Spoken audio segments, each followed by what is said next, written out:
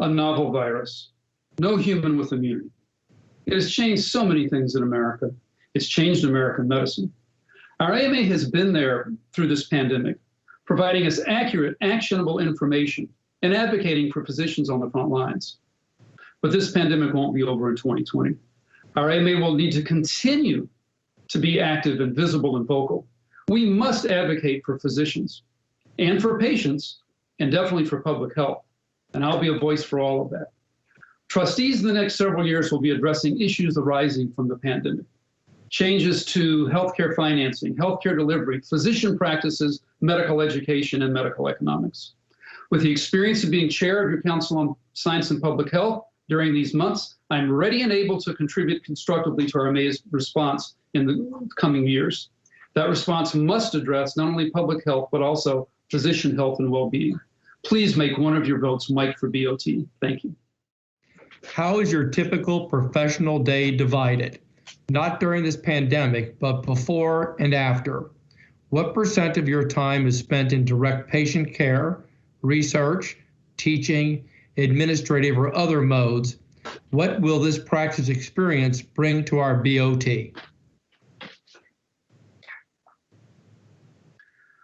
Well, I've had a broad range of practice experiences, beginning in a multi-specialty medical group owned by the physicians and having its own HMO. I worked for a hospital for 21 years that had its own HMO and its own medical group. So I'm used to multi-specialty medical groups primarily.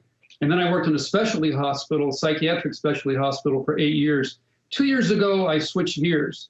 My current timing is I work half-time at the University of Wisconsin teaching addiction medicine fellows. I see patients on a day that the fellow isn't there, and I supervise their work.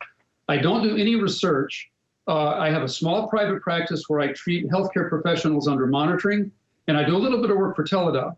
I have a very active consultation practice doing expert witness work and consulting to health systems. So I have a broad range of experiences. My current work just before the pandemic is not representative of my years of work, but I think these broad experiences will help me identify with physicians in a wide range of practice types. What specific ideas do you have to improve and retain our AMA membership? We live in an age where more and more people are moving into the active, productive years of their careers, and they're demographically not joiners. So it's a challenge we have. But our AMA actually has done pretty well in the last few years of reversing decreases in membership. I think we need to look at the non-members and what their needs are. And I think non-members have huge misperceptions about what the AMA is, what it can do for them, what it has done for them. And so I think customer knowledge is really important. As we move forward, we need to look, I think, at public health and prevention as a fourth strategic pillar, because I think it'll be attractive. I think it's true because it goes to our mission statement, but I think adding that as a fourth strategic pillar will bring in people that didn't join before and give them a reason to join. That's my idea on that. What are your thoughts regarding healthcare reform?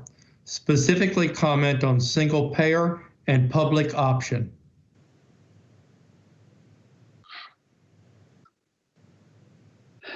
This is a hard question, and if it had easy answers, we would have found them already.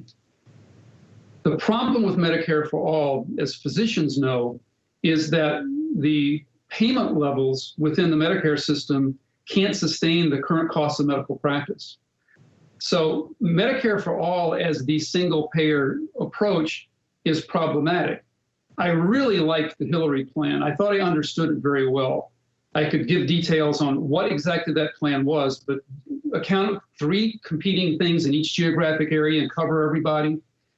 What we need to do is we have to figure out how to reduce the administrative costs of medicine, the administrative costs of insurance, even insurance brokers. There's so much cost in having the diversity that we have. So I'm not saying throw out everything that we have, but I think that simplicity in the payer system is going to be better.